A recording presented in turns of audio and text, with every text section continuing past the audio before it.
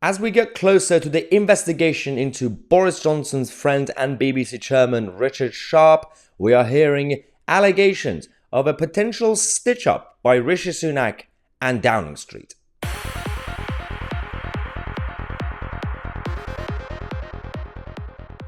Yeah, I told you guys earlier that this saga is getting weirdly fascinating, and even though, as I said, we have bigger problems to deal with.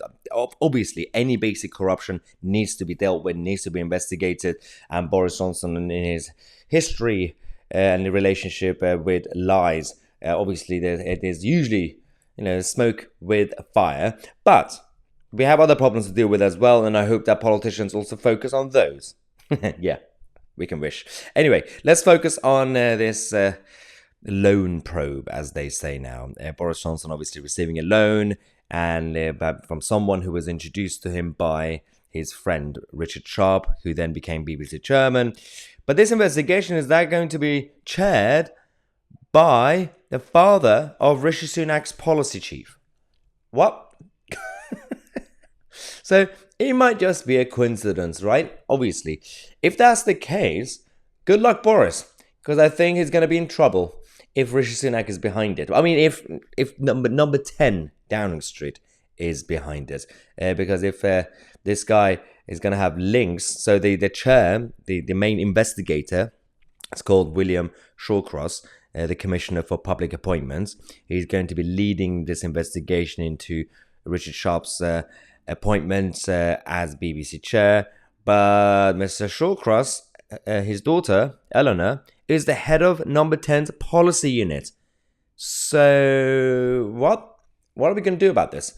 Because it's not really just about the allegations that it's probably a stitch up by Rishi against Boris Johnson and his friend.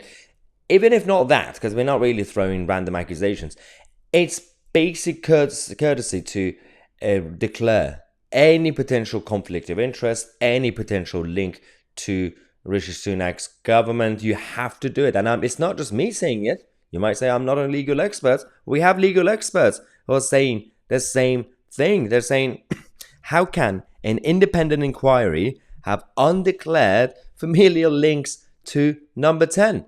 That's a fair question. I believe you should be able to declare any potential link, any potential conflict of interest when it comes to these sort of things. You can't really have links to Number 10 Downing Street when your family members are investigating something serious about a former prime minister and a current BBC chairman. If we want this investigation to be done properly, everything has to be about transparency. And if we are not going to have transparency from the investigators, how can we expect transparency from those who are being accused of not being transparent? The whole circus is all over the place. And these days, they can't really just get away with their luck in the past because of access to information, technology, social media, new media. We are here to expose these things. We are here to raise these issues. And they might say that the general public have short-term memory. By the next election, they'll forget about it. Yeah, they might forget about the details, but it will be in their head. When they go to vote at the next election, they'll be looking at the ballot paper and they will think to themselves, well, these guys, I don't remember the details, but I know that there's been a lot of corruption recently. So I'm not really going to be able to put my faith and trust into these clowns. And that's all of them.